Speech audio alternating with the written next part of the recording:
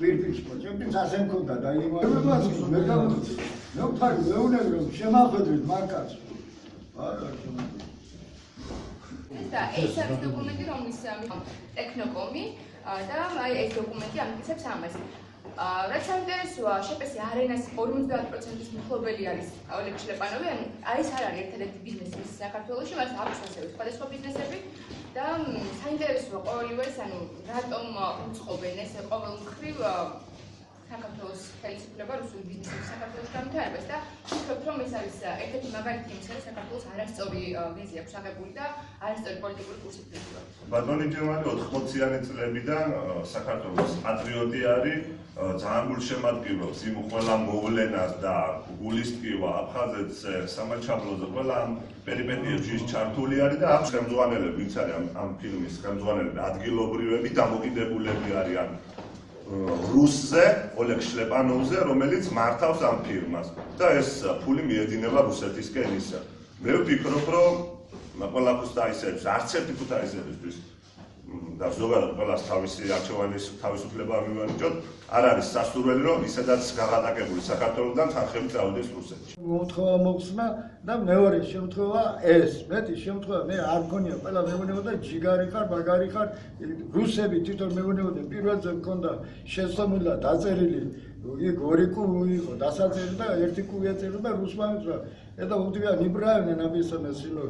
Напиши две русма митра. საბოლოო ჯამში აი ვინ გითხრათ და რატომ გითხრათ ეს თარგმანი? ამიტომ მითხრა, ვერ მუშაობ, მაშინ უნდა დავემშვიდობოთ ესო რუსული ეს არისო. ფირმა და ზევიდან გითხრესო არ შეიძლება მოახსნევინოს. მე ვთქვი ის მომწიელი არა ვარ. მე გამოვედი გარეთ გაბრაზებული და მე გამომედევნა უკან და შემიყვანა ისე და ვიღაცაზე დამალაპარაკა ტელეფონზე. და იმან მითხრა რომ ისე მოხსენი მაგე და სნიკერები ვიაკარი და იმუშავე. მე ვთქვი მე ამის მომხსნელი არა ვარ. და არც მომხსნი არასდროს მე ახლა რასაპირებ? რასაპირებ არ ვიყავი მაქსიმში არ მომკვდარ ვარ და არც მომკვდები და მთავარია მორალურად და იმათ არ დავემონები არასდროს მათე იმას. არ მოხსნი, იმიტომ რომ თვის უკან დავიწყე მუშაობა მაქსიმ ოფისში, სადაც ეს მეგონა უკრაინული იყო და რადგან უკრაინული იყო, მე ვფიქრე უკრაინელია და დავეხმარები აქ რომ იმუშაოს. მოთხოვნა არ იყო ცუდი და დავთანხმდი ამაზე სამუშაოზე. შემდეგ გავიდა რამოდენიმე ხანი და მოითხოვეს მანქანაზე რეკლამების აკვირა.